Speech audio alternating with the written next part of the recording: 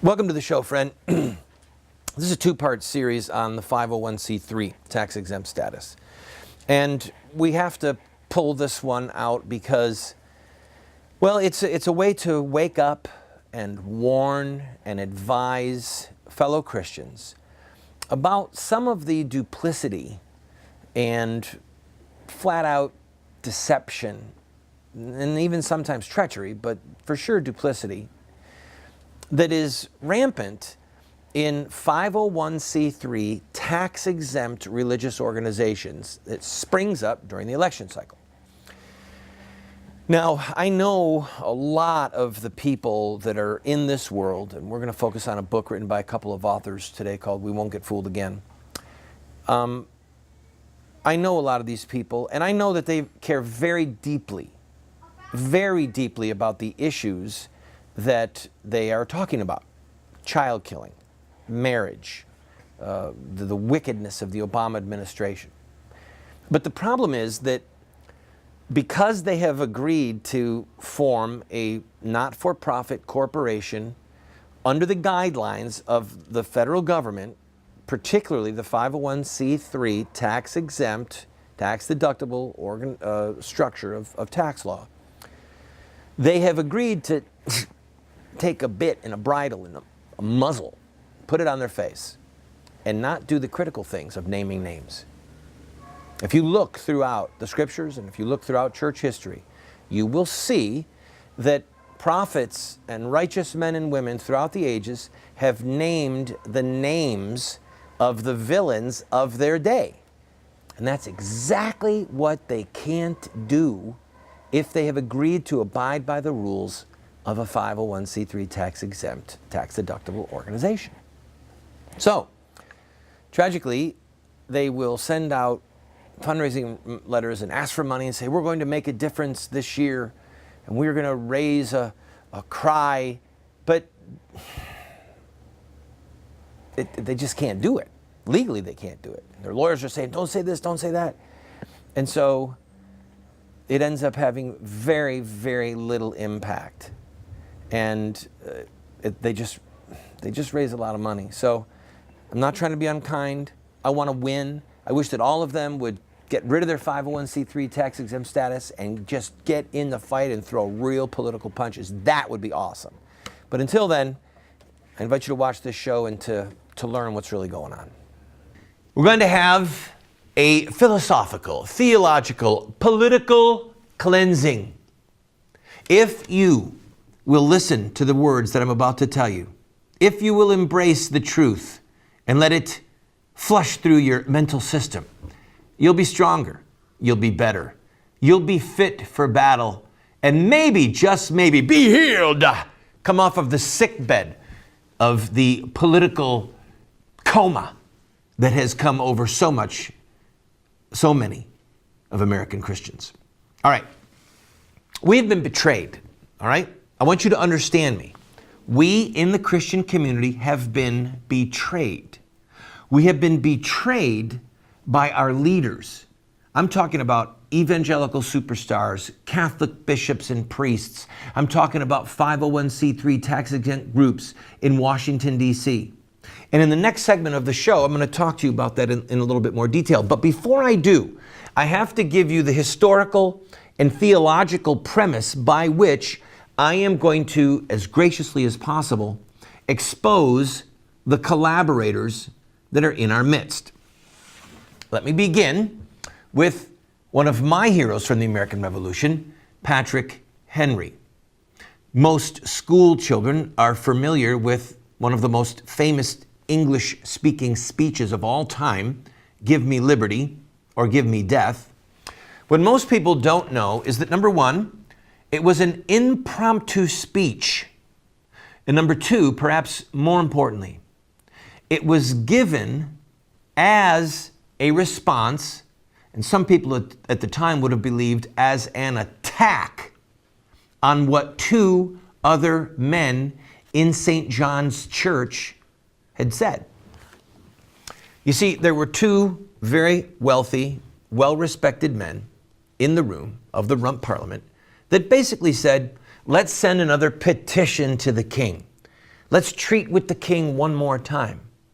And Patrick Henry stood up and said, in so many words, we are in an hour of crisis, and I hope that no one will be offended by what I'm about to say.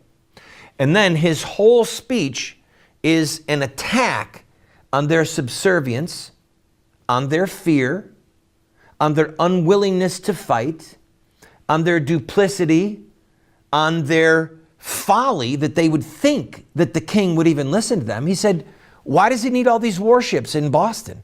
Who are you kidding that you think we could discuss this with the king anymore? Now is the time to fight. But before he could finish his argument, he had to demolish theirs. And historians almost universally agree that it's very likely that the American Revolution would have been strangled in the cradle if Patrick Henry had not prevailed at that moment with his argument. Because his argument caused Virginia to arm. And Virginia was central to victory for the 13 colonies. Because Patrick Henry had the courage and the integrity to oppose with manly firmness those who were giving arguments to compromise and just let's have a seat at the table with the king. Person number 2, William Lloyd Garrison. William Lloyd Garrison is, without question, the most famous leader in America for the abolitionist movement in the 1830s, 40s, and 50s, right till slavery was abolished. When William Lloyd Garrison took the helm of the nascent abolitionist movement, or at least was nascent in the sense of coalescing to become a national force, the first thing he did was to demolish a so-called anti-slavery society, which was nothing more than collaborators with the slaveholders. He wrote a book in which he showed that this other organization, basically it was the national right to life of their day, showing that they, in fact, had no intention or desire to abolish slavery. They wanted gradual emancipation. They wanted to send the slaves to Haiti or to Liberia. They wanted to reimburse those poor slaveholders for the money that they would lose. But they did not call for the immediate, unconditional release of all people held in bondage. That's what the ethical thing to do was. That's what the demand of heaven was. And it's exactly what they did not want to do. And so William Lloyd Garrison set about showing that, number one, this anti-slavery group were in fact made up of collaborators with the slaveholders. And number two, he set about to destroy them. And he did. And that's why the cry of abolition was finally unified and was clear, not muddled and compromised. The third illustration I want to give is from the last century. One of the greatest men who ever lived, in my opinion, and certainly the towering figure of the last century, and that is Winston Spencer Churchill. Winston Churchill became Prime Minister of England right as France fell. Most people know that Churchill stood alone in the face of Nazi aggression before America got into the war, and England obviously with him. But what most of us forget is that France and Britain were allies. And when France collapsed, they sent a letter, a message to Churchill and said, what do we do? And Churchill gave them leave to exit the treaty that they had. Churchill simply said this: make the best terms you can, and you must surrender the French fleet to us immediately. England, as an island race, depended upon her navy. And with the menace of German U-boats, submarines, the Germans were slowly strangling the Brits, who needed foreign food, textiles, metals, ammunition from America, etc.